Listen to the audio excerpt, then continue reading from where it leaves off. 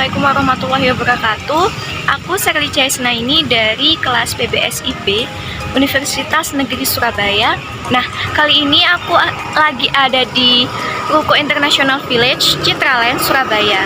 Nah, kali ini gimana sih keseruan aku selama ada di sini? Ikutin keseruannya aku.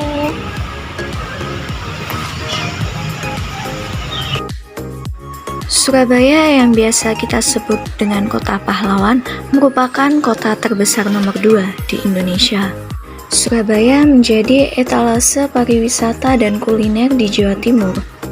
Di era teknologi 4.0 ini sudah mulai banyak ekonomi kreatif yang ada di kota Surabaya, mulai dalam bidang fashion, kuliner, dan juga kerajinan tangan. Nah, apabila kita berbicara tentang ekonomi kreatif, sangat besar kaitannya dengan produk domestik bruto, yang mana produk domestik bruto ini sangat berpengaruh terhadap peningkatan perekonomian di Indonesia. Dengan adanya ekonomi kreatif di Indonesia, maka produk domestik bruto pada tahun 2010 meningkat hingga 526 triliun. Hingga tahun ke tahun, dari tahun 2010, produk domestik bruto di Indonesia meningkat hingga mencapai 10%. Maka dari itu, ekonomi kreatif ini sangat berpengaruh besar terhadap peningkatan perekonomian di Indonesia. Ada beberapa sektor, subsektor yang sangat mempengaruhi ekonomi kreatif. Salah satunya dalam subsektor kuliner. Ada 16 subsektor yang mempengaruhi ekonomi kreatif. 1. Arsitektur. 2. Desain interior. 3. Desain komunikasi visual. 4. Fashion. 5. Desain produk. 6. Film animasi video. 7. Kuliner. 8. Kriya. 9. Fotografi. 10. Penerbitan. 11. Periklanan. 12. Musik. 13 televisi radio, 14 seni pertunjukan, 15 seni rupa, dan yang terakhir pengembangan aplikasi permainan. Sebentar ya, ini masih nungguin teman aku. Bentar lagi kita jalan.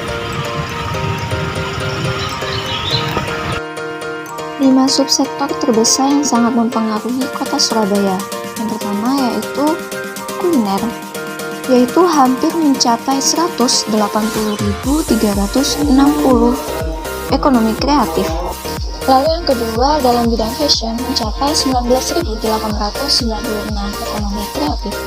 Dan yang ketiga ada dalam bidang kriya mencapai 8.110 ekonomi kreatif. Dalam bidang penerbitan mencapai 3.234 ekonomi kreatif. Dan dalam bidang fotografi mencapai 570 ekonomi kreatif.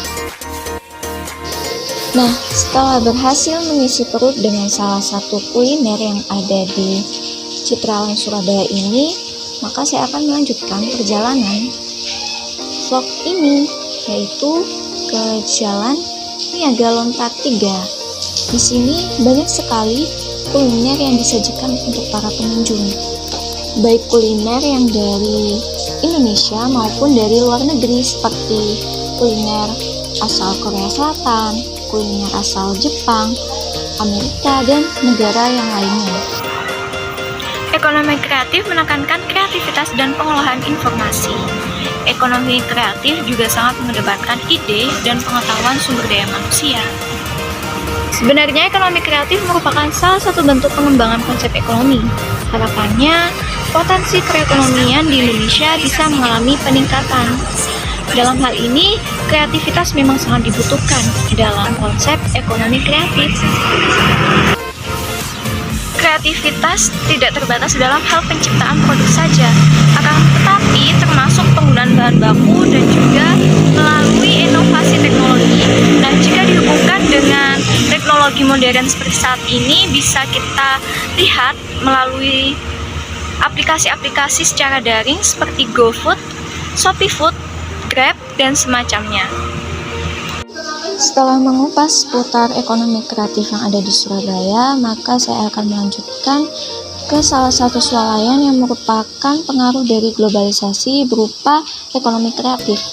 Di sini ada banyak sekali produk-produk makanan, baik dari dalam negeri maupun dari luar negeri. Produk-produk yang berasal dari luar negeri bisa berada di Indonesia. Tentunya terdapat faktor yang mendorong ekonomi kreatif tersebut, yaitu yang pertama, kemudahan akses informasi dan komunikasi. Akses informasi dan komunikasi sangatlah berperan penting. Akses informasi dan komunikasi juga mempermudah pengusaha dalam mencari pengetahuan terkait inovasinya. Yang kedua, kemajuan teknologi. Teknologi yang digunakan dalam pengembangan ide juga harus waspadan. Artinya, agar inovasi ide bisa terlaksana dengan baik, dibutuhkan teknologi yang sesuai juga. Yang ketiga, keahlian tenaga kerja. Tenaga kerja juga menjadi salah satu faktor pendorong. Keahlian tenaga kerja yang sesuai bisa mempermudah proses realisasi inovasi di industri kreatif. Lalu bagaimana rencana Kota Surabaya dalam mengembangkan ekonomi kreatif? Dalam kurun waktu 10 tahun terakhir, Surabaya menampakkan gejala pertumbuhan di sektor-sektor ekonomi kreatif yang mengarah pada kemandirian ekonomi. Dimotori oleh kaum muda dengan usia 15-45 tahun, sektor-sektor kreatif dapat membangkitkan optimisme bahwa masyarakat Surabaya dengan segala potensinya dapat memperkuat sektor berbasis pengetahuan dan kreativitas ini. Ciri yang menonjol dari kelompok ini adalah yang pertama, pelakunya yang masih berusia muda. Kedua, jenis bisnis yang beragam dan memiliki siklus hidup pendek. Serta yang ketiga, persaingan tidak terjadi secara langsung lewat kuantitas produksi, tetapi kreativitas menghasilkan inovasi di setiap produknya.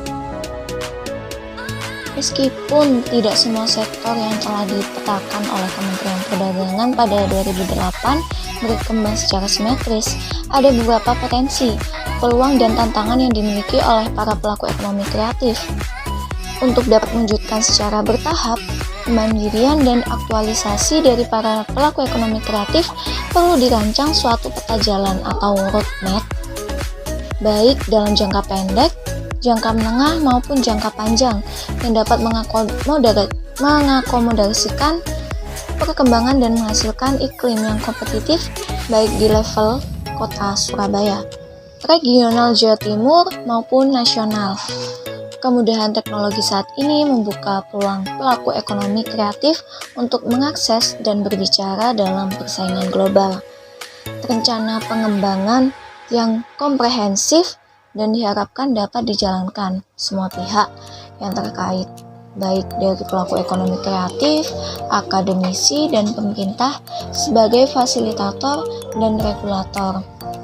Selanjutnya, hal ini dapat dikembangkan menjadi rencana aksi bagi setiap elemen di kota Surabaya.